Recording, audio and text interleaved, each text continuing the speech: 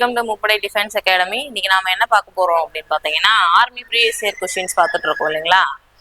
இது வந்து ஏழாவது கொஸ்டின் பேப்பர். ஏற்கனவே ஒரு 6 கொஸ்டின் பேப்பரோட டிஸ்கஷன் வீடியோ போட்டிருக்கிறோம். பார்க்காதவங்க பிளேலிஸ்ட்ல போயிட்டு பாருங்க. இது 7வது question paper, previous year question paper தான். இதோட டிஸ்கஷன் வீடியோ பார்க்க போறோம் சரிங்களா. போலாமா வீடியோக்குள்ள? ஃபர்ஸ்ட் ஒன் கொஸ்டின் பாருங்க. Dash feed primarily on animal food. விலங்குகளை மட்டும் உணவாக எடுத்துக்கொள்பவை அப்படின்னு சொல்லி எதை சொல்றோம் அப்படின்னு கேட்டிருக்காங்க கொஸ்டின் சரிங்களா. இப்போ நம்மளோட சூழ்நிலை மண்டலம் இருக்கு இல்லையா, அந்த சூழ்நிலை மண்டலத்துல இருக்கக்கூடிய உயிரினங்களை உற்பத்தியாளர்கள், நுகர்வோர்கள் அப்படின்னு 2 டைப்ஸா பிரிப்போம் இல்லையா. உற்பத்தியாளர்கள் அப்படின்னா என்னன்னா, தனக்கு தேவையான உணவை தானே உற்பத்தி செய்து கொள்ளக்கூடியவை உற்பத்தியாளர்கள் அப்படின்னு சொல்லுவோம். அடுத்தது நுகர்வோர்கள் என்ன சொல்லுவோம்னா, அந்த உற்பத்தியாளர்களை சார்ந்து, அதாவது பிற சார்பு உயிரிகள், ஹெட்ரோட்ராப்ஸ் அப்படின்னு சொல்லுவோம். அது சார்ந்து வாழக்கூடிய உயிரினங்களை தான் நுகர்வோர்கள் அப்படின்னு சொல்லுவோம் சரிங்களா. அப்படி பாத்தீங்கன்னா, இப்ப தாவரங்கள் என்ன பண்ணுது அப்படின்னு பாருங்க. தாவரங்களுக்கு யாராச்சும் உணவு கொடுக்குறாங்களா? இல்ல. அதுக்கு என்ன பண்ணுதுன்னா, தனக்கு தேவையான உணவை தானே தயாரிக்குது. அந்த நிகழ்ச்சிக்கு பேரு தான் என்னன்னா போட்டோசிந்தசிஸ், ஒளிச்சேர்க்கை அப்படின்னு சொல்லுவோம். அது வந்து உற்பத்தியாளர்கள் அப்படின்னு சொல்லுவோம். ஆட்டோட்ராப்ஸ் அப்படின்னு சொல்லுவோம், உற்பத்தியாளர்கள்னு சொல்லுவோம் தாவரங்கள் சரிங்களா. அதுக்கு அடுத்துதான் நுகர்வோர்களை 3 டைப்ஸா பிரிக்கிறாங்க. என்னெல்லாம் பாத்தீங்கன்னா, தாவர உண்ணிகள், ஊன் உண்ணிகள், அனைத்து உண்ணிகள் அப்படின்னு சொல்லி 3ஆ பிரிப்போம். அதாவது தாவரங்களை மட்டுமே உண்டு வாழக்கூடியது தாவர உண்ணிகள் சொல்லுவோம். எக்ஸாம்பிளுக்கு என்ன சொல்லலாம்? ஆடு, மாடு, மான் இதெல்லாம் சொல்லலாம் இல்லையா. அதே மாதிரி விலங்குகளை மட்டுமே உண்டு வாழக்கூடியது விலங்குண்ணிகள் அப்படின்னு சொல்லுவோம். இங்கிலீஷ்ல என்னன்னா கார்னிவோர்ஸ் அப்படின்னு சொல்லுவோம். இதுதான் கொஸ்டினா கேட்டிருக்கிறாங்க இல்லையா. விலங்குகளை மட்டும் உணவாக எடுத்துக்கொள்வை இதுதான் கொஸ்டினா கேட்டிருக்காங்க. மாமிச உண்ணிகள் அல்லது ஊன் உண்ணிகள் அப்படின்னு சொல்லலாம். கார்னிவோர்ஸ் அப்படின்னு சொல்லுவோம். விலங்குகளை மட்டுமே உணவா எடுத்துக்காட்டுக்கு என்ன சொல்லலாம்னா, இந்த சிங்கம், புலி இதெல்லாம் சொல்லலாம் இல்லையா. இதுதான் கேட்டிருக்காங்க கொஸ்டினா. அடுத்தது அனைத்து உண்ணிகள்னு ஒண்ணு இருக்கு சரியா. ஆம்னிவோர்ஸ் 3 டைப்ஸா, நுகர்வோர்களை 3 டைப்ஸா பிரிக்கலாம்னு சொன்னேன். தாவர உண்ணி, விலங்கு உண்ணி, அனைத்து உண்ணி. அதாவது கார்னிவோர்ஸ், ஹெர்பிவோர்ஸ், ஆம்னிவோர்ஸ். ஆம்னிவோர்ஸ் அப்படின்னா என்னன்னா, தாவரங்களையும் விலங்குகளையும் ரெண்டுத்தையுமே உணவா எடுத்துக்க கூடியதுதான் ஆம்னிவோர்ஸ் அப்படின்னு சொல்லுவோம். அனைத்து உண்ணிகள் அப்படின்னு சொல்லுவோம். இதுக்கு எக்ஸாம்பிள் என்ன சொல்லலாம்னா, இப்ப மனிதன் இல்லையா, நம்ம என்ன பண்றோம், அனிமலோட ஃபிளஷ், அதாவது மட்டன், சிக்கன் இந்த மாதிரி சாப்பிடும். அதே மாதிரி ஃபுட்டு, பிளான்ட்ஸ்ல இருந்து வரக்கூடிய ரைஸு, பருப்பு, அது அரிசி பருப்பு இதெல்லாம் எடுத்துக்கிறோம் இல்லையா, இதையும் சொல்லலாம். அதே மாதிரி காகம், நாய் இதெல்லாமே தாவரங்கள், விலங்குகள் ரெண்டுத்தையுமே உணவாக எடுத்துக்க கூடியது இல்லையா. இதெல்லாம் வந்து அனைத்து உண்ணிகளுக்கு எக்ஸாம்பிளா சொல்லலாம். என்னன்னா, அதாவது ஹியூமன் பீயிங், டாகு, க்ரோ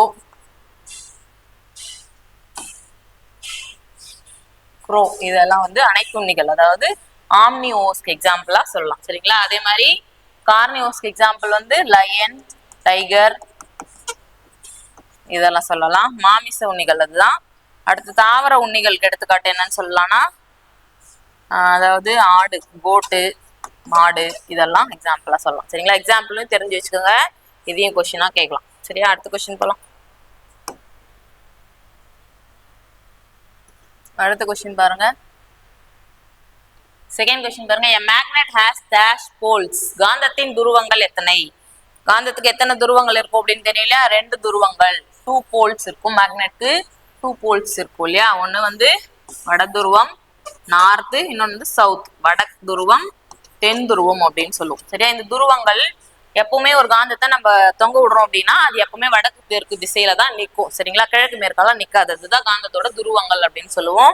அதே மாதிரி இந்த காந்தத்தோட வட துருவமும் இருக்கு, தென் துருவம் இருக்கு. அதாவது ரெண்டுமே ஒரே போலா இருக்கு. வட துருவம், தென் துருவம் அப்படின்னு சொல்லி 2 மேக்னெட் இருக்குன்னு வச்சுக்கோங்களேன். இது என்ன பண்ணும் அப்படின்னா, ஒண்ணு விளக்கும். மொத்த துருவங்கள் ஒன்றை ஒன்று விளக்கும். மொத்த துருவங்கள் ஒன்றை ஒன்று விளக்கும். அதாவது நார்த்தாவோ இல்ல சவுத்தாவோ இருந்துச்சு ஒரு மேக்னெட்ல. இப்ப இங்க இந்த மேக்னெட்ல வச்சிருங்க. இப்ப இது நார்த் சவுத் இருக்கு. அதே மாதிரி இன்னொரு மேக்னெட்லயும் இது சவுத், இது நார்த் இருக்கு. இப்ப 2 போல் ஒன்னா இருக்குங்களா, சவுத்னு. இந்த மாதிரி ரெண்டுமே இப்போ தெற்கு அப்படி இருக்குதுன்னா, அந்த துருவங்கள் ஒன்றை ஒன்று விளக்கும். அதே மாதிரி இப்போ 2 மேக்னெட் இருக்கு, இது நார்த், இது சவுத். அதே மாதிரி இங்க வந்து நார்த் சவுத் இப்படி இருந்துச்சுன்னா, இது சவுத் போல், இது நார்த் போல் இல்லையா. இது வந்து வெவ்வேறு துருவங்கள் இல்லையா. வெவ்வேறு துருவங்கள் ஒன்றை ஒன்றை ஈர்க்கும். மொத்த துருவங்கள் ஒன்றை ஒன்றை விளக்கும், வெவ்வேறு துருவங்கள் ஒன்றை ஒன்றை ஈர்க்கும் சரியா. இதுவும் ஒரு கான்செப்ட். அதே மாதிரி காந்தத்தால கவரக்கூடிய உலோகங்கள் அப்படின்னு சொல்லிட்டு இரும்பு, கோபால்ட், நிக்கல் இதெல்லாம் வந்து காந்தத்தால கவரப்படக்கூடிய உலோகங்கள். இதுவும் உங்களோட ப்ரீவியஸ் இயர் கொஸ்டின்ல கேட்டிருந்தாங்க சரியா. அடுத்த கொஸ்டின். தேர்ட் கொஸ்டின் பாருங்க. Excessive consumption of alcohol causes damage to. அதிகப்படியான மது அருந்துவதால் பாதிக்கப்படும் உறுப்பு எது? அதிகப்படியா நம்ம மது, அதாவது ஆல்கஹால் ட்ரிங்க் பண்றோம் அப்படின்னா எந்த உறுப்பு பாதிக்கும்னு பாத்தீங்கன்னா கல்லீரல், லிவர். சரிங்களா?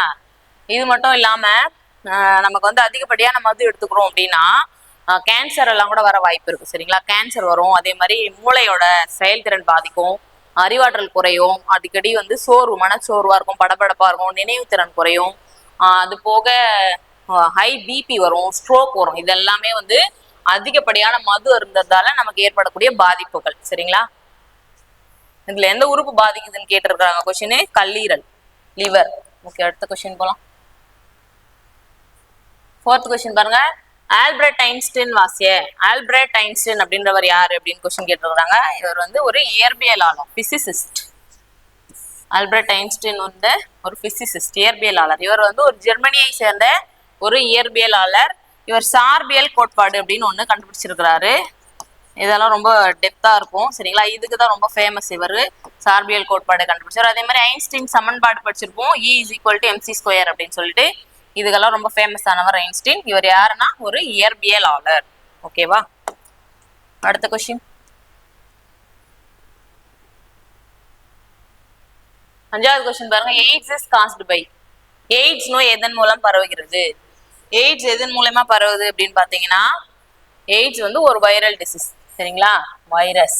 என்ன வைரஸ் அப்படின்னு பாத்தீங்கன்னா HIV வைரஸ். சரிங்களா?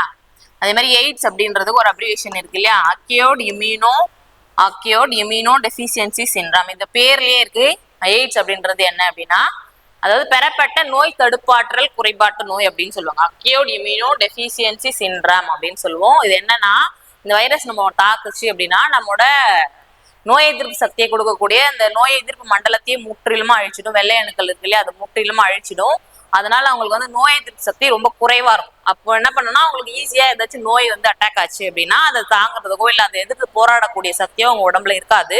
அதனாலதான் எய்ட்ஸ் வந்தவங்க வந்து ரொம்ப நாள் உயிர் வாழ முடியறதுக்கு காரணம் அதுதான். அதாவது நோய் எதிர்ப்பு மண்டலத்தையே முழுசா வந்து அழிச்சிடும். அதுதான் எய்ட்ஸ். சரிங்களா? இது வரக்கூடிய வைரஸ் என்னன்னு பேருன்னு பாத்தீங்கன்னா HIV வைரஸ் அப்படின்னு சொல்லுவோம். இதுக்கு ஒரு அப்ரிவேஷன் இருக்கு, ஹியூமன் இம்யூனோ டெஃபிஷியன்சி வைரஸ்.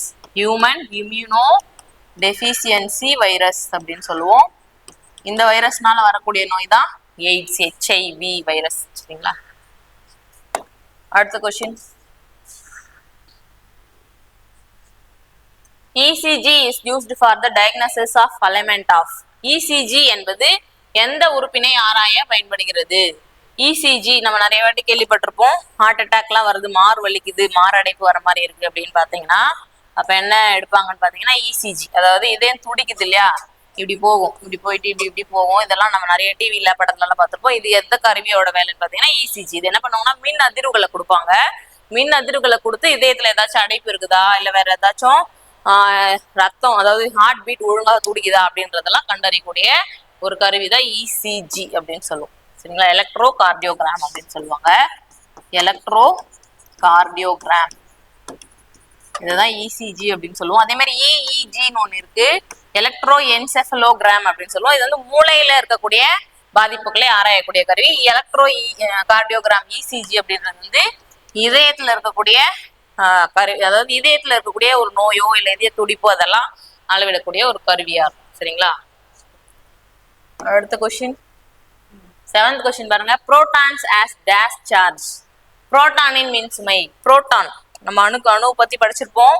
ஒரு அணுக்குள்ள என்னெல்லாம் இருக்கும் அப்படின்னு பாத்தீங்கன்னா உட்கரு இருக்கும். உட்கருக்குள்ள என்ன இருக்குதுன்னு பாத்தீங்கன்னா புரோட்டானும் நியூட்ரானும் இருக்கு இல்லையா.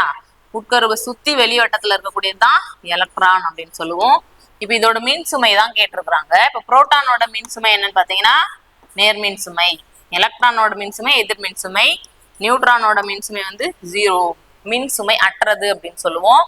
சரிங்களா? இதை கண்டுபிடிச்சவர் யாரு? புரோட்டானை கண்டுபிடிச்சவர் யாரு? ரூதர்ஃபோர்ட். அடுத்ததான் எலக்ட்ரானை கண்டுபிடிச்சவர் JJ தாம்சன். அடுத்து நியூட்ரானை கண்டுபிடிச்சவர் ஜேம்ஸ் சாட்விக். இதெல்லாம் உங்களோட கொஸ்டினா கேட்பாங்க. சரி, தெரிஞ்சு வச்சுக்கோங்க. அதே மாதிரி என்ன கொஸ்டின் கேட்டிருக்கிறாங்க, புரோட்டானின் மின்சுமை. புரோட்டானுக்கு என்ன மின்சுமை இருக்கும் சொன்னா புரோட்டானுக்கு வந்து பிளஸ் நேர்மின் சுமை, பாசிட்டிவ் சார்ஜ். அதே மாதிரி எலக்ட்ரானுக்கு எதிர் மின்சுமை, நியூட்ரான் வந்து மின்சுமை அற்றது. அதே மாதிரி ஒரு அணுவுல வந்து புரோட்டான்களின் எண்ணிக்கையும்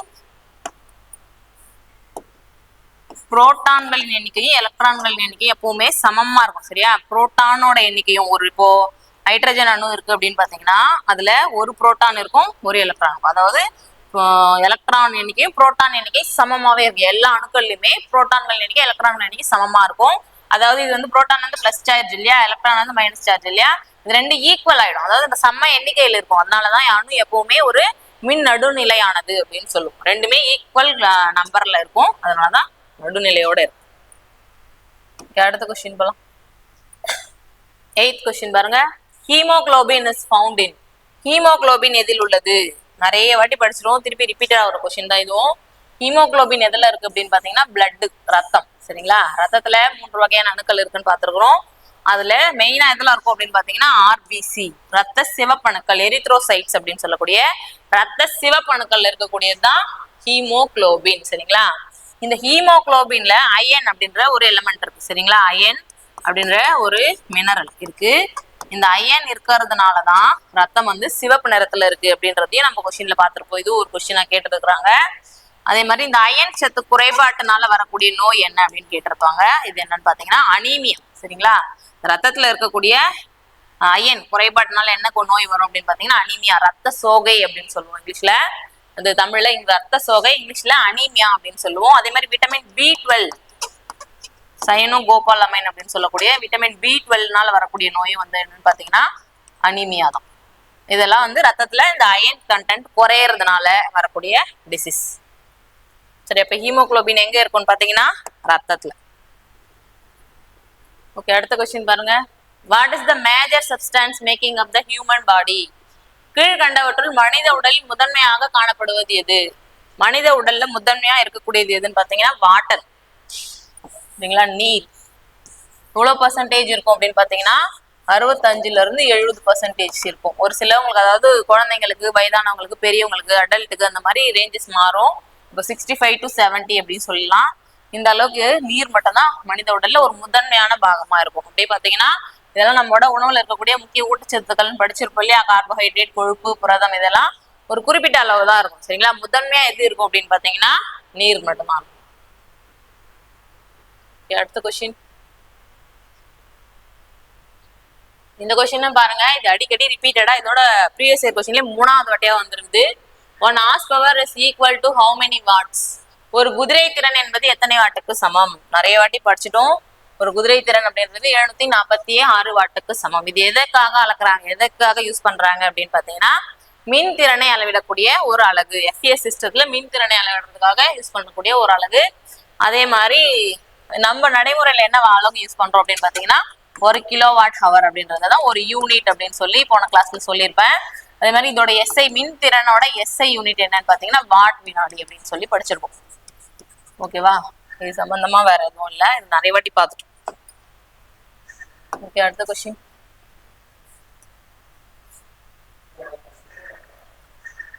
what is the full form of the abbreviated term ISRO? ISRO ஓட விரிவாக்கம் என்ன அப்படின்னு கேட்டுக்கிறாங்க. Indian Space Research Organisation. Indian Space Research அப்ரிவேஷனும் கேட்டிருக்கிறாங்க. அதுதான் உங்களுக்கு வரும்போதெல்லாம் சொல்லியிருப்பேன். ECG, EEG, அதே மாதிரி HIV, AIDS, இந்த மாதிரி கொஸ்டின்ஸ் எல்லாம் உங்களுக்கு அப்ரிவேஷன் நான் சொல்லியிருப்பேன். அது ரீசன் என்னன்னா இந்த மாதிரி அப்ரிவேஷனும் உங்களுக்கு கேட்பாங்க. சரியா? அதுக்காக தான் சொல்லியிருப்பேன். இந்தியன் ஸ்பேஸ் ரிசர்ச் ஆர்கனைசேஷன் அப்படின்றது என்ன அப்படின்னு பாத்தீங்கன்னா ஒரு, அதாவது தேசிய விண்வெளி மையம் அப்படின்னு சொல்லுவோம். இது எங்க இருக்கு அப்படின்னு பாத்தீங்கன்னா 1969ல ஆரம்பிச்சாங்க.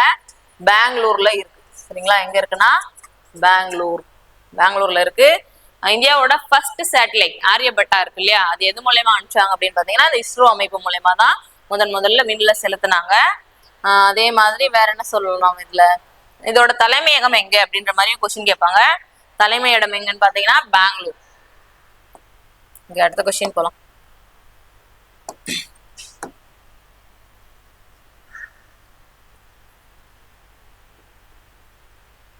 ஏர் டேஷ், காற்று என்பது என்னெல்லாம் ஆப்ஷன் கொடுத்துருக்காங்க பாருங்க. எடையற்றது, காற்றுக்கு எடை இல்லையா. அடுத்தது எடை உடையது, ஆஸ் வெயிட்னு கொடுத்துருக்காங்க.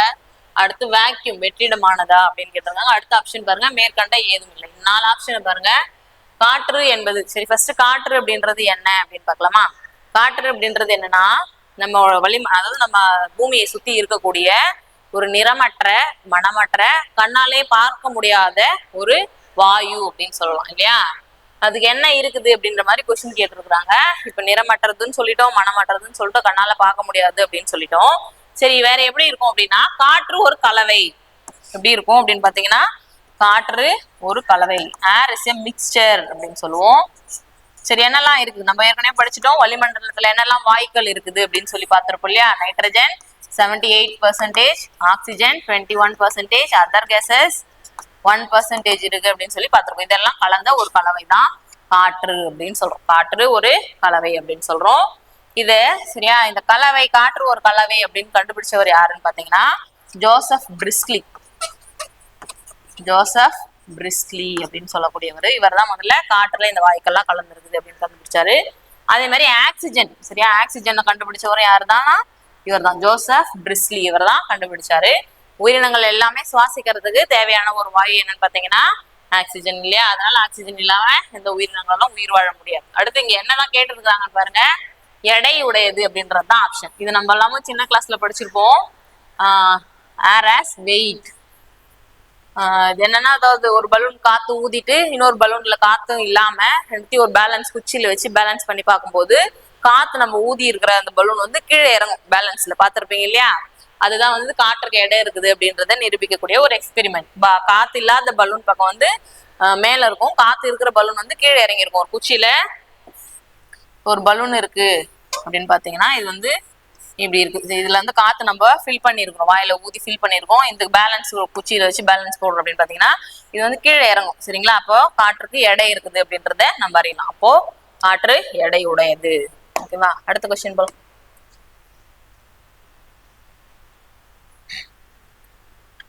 which is the only mammal which can fly? இதுவும் ரிப்பீட்டடா திருப்பி திருப்பி வரக்கூடிய கொஸ்டின் தான். இதுவும் இது 3வது வாட்டி வந்திருக்கு. என்ன அப்படின்னு பாத்தீங்கன்னா உங்களுக்கே தெரிஞ்சிருக்கு எல்லாருக்கும். பேட், வவ்வால். பறக்கக்கூடிய ஒரே ஒரு பாலூட்டி என்னன்னு பாத்தீங்கன்னா வவ்வால். அதே மாதிரி நீந்தக்கூடிய பாலூட்டிகள் அப்படின்னு சொல்லிட்டு திமிங்கலம், திமிங்கலம், டால்பின், இதெல்லாம் வந்து நீந்தக்கூடிய பாலூட்டிகள் அப்படின்னு சொல்லுவோம். அதே மாதிரி எலி இருக்கு இல்லையா? அது வந்து மிகச்சிறிய பாலூட்டின்னு சொல்லுவோம். இந்த சிங்கம், புலி, கரடி இதெல்லாம் வந்து காட்டுல வாழக்கூடிய பாலூட்டிகள். அதே மாதிரி குரங்கு இதெல்லாம் கூட பாலூட்டிகள் தான். கொஸ்டின் கேட்டிருக்கிறாங்க என்னன்னா பறக்கக்கூடிய பாலூட்டி, பறவை எதுன்னு பாத்தீங்கன்னா வவ்வால். which is the only mammal which can fly? பறக்கக்கூடிய ஒரே ஒரு பாலூட்டி எதுன்னு கேட்டாங்கன்னா வவ்வால். ஓகேவா? அடுத்த கொஸ்டின் போயிடலாம்.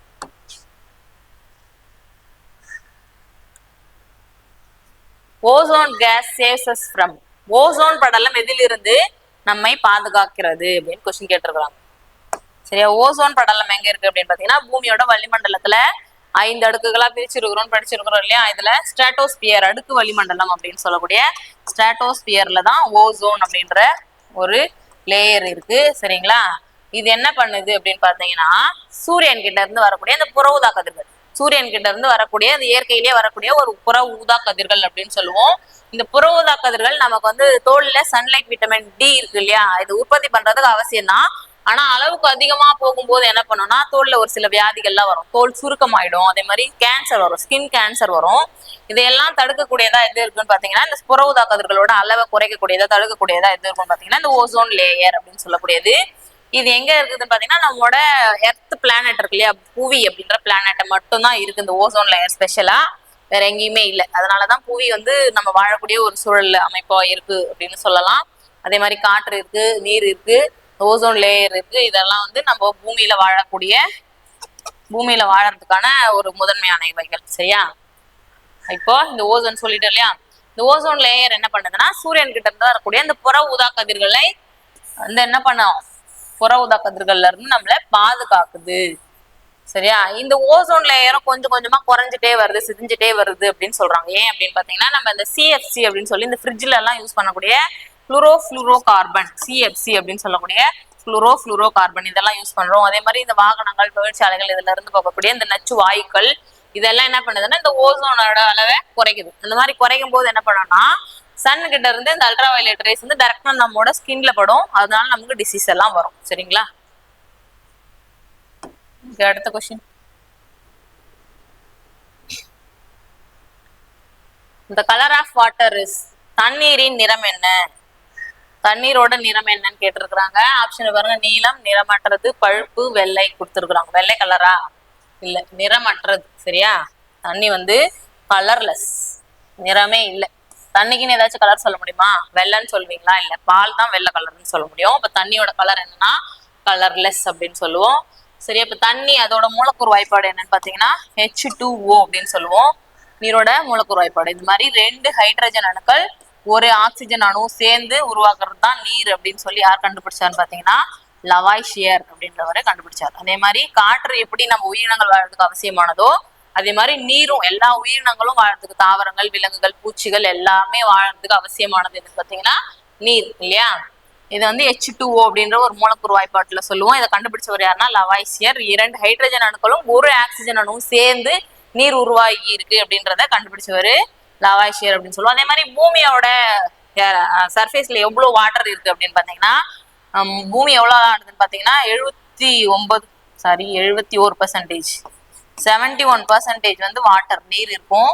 29% வந்து நிலம். அதாவது பூமியை மொத்தமா இப்படி பூமி உருண்டை இருக்குன்னா இதுல வந்து 71% வந்து வாட்டர் கண்டென்ட் இருக்கும் மொத்தமா. அதே மாதிரி 29% வந்து லேண்ட் இருக்கும். இந்த 29% லேண்ட்ல தான் நம்ம எல்லாம் வாழறோம். மற்ற 71% வந்து என்னவா இருக்கும்னா வாட்டரா இருக்கும். இந்த 71% வாட்டர்லயுமே 97% வந்து மொத்தமே உப்பு நீரா இருக்கும். என்னவா இருக்கும்னு பாத்தீங்கன்னா உப்பு நீர். மத்த இருக்கக்கூடிய 3% மட்டும்தான் நன்னீர் அப்படின்னு சொல்லுவோம்.